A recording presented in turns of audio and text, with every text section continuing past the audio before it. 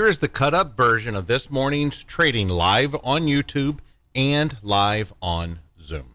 So let's say this thing pushed up to the opening. Now, if you wanted to take a short off the opening, go for it.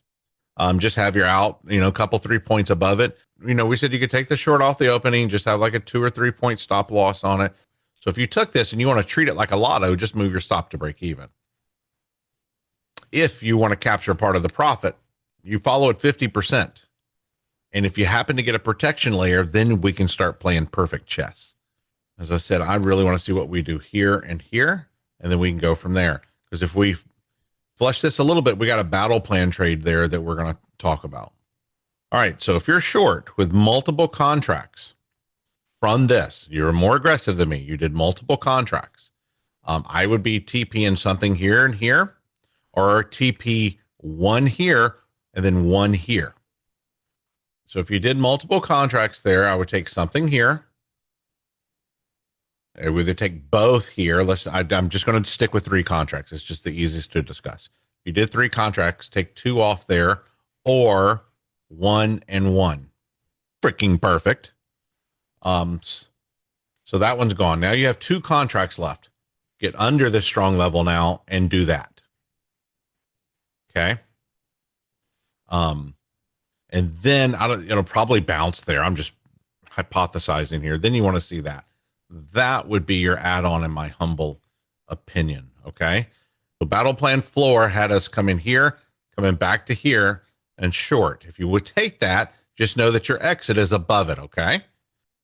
All right. Here at the half back, single prints, most important level.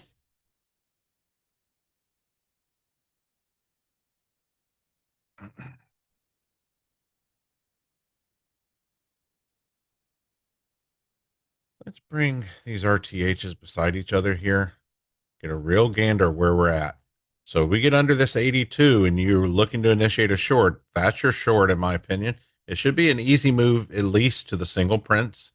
And if it continues, it's just going to be a glorious trade.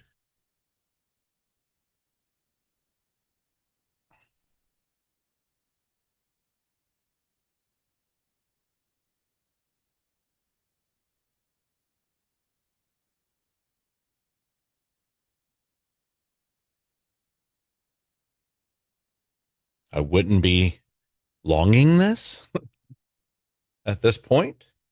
Once we get inside the strong range, and once we get inside the range, it's real difficult to counter in the red area. Bounced beautifully off the strong level. Now it's continuing its journey. It filled the single prints. If we get back up over the strong, that'll be getting interesting. Perfect TP on some of those contracts is at the single prints. We said it should be a fairly easy trip from 82 to the single prints. That worked out really well. If you took that short, I would try to stay short if you had multiple contracts.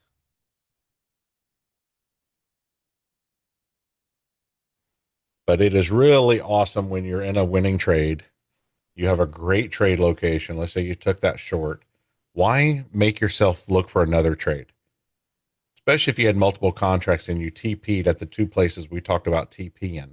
Then you just keep your lotto runner. You already have a winning day. You're green unless you screw it up. Let's talk range rules. What does it typically do at the top of a range? It wants to pull it in. It already broke out yesterday, so I don't know. And not a whole lot I'm interested in here. I'd really much prefer to either make a new low or get above the top of this range and above this strong level. One of the things about that 82 that we were commenting on, man, it keeps tapping it. It keeps tapping it. When it double and triple taps, it tells me the bears still have their hand on the price action. So that was the meat and potatoes of what happened. And then price finally made it down to target, which was battle plan trade number 4. Be on the lookout for the next set of entries that will be published tonight at microstrader.com under battle plan.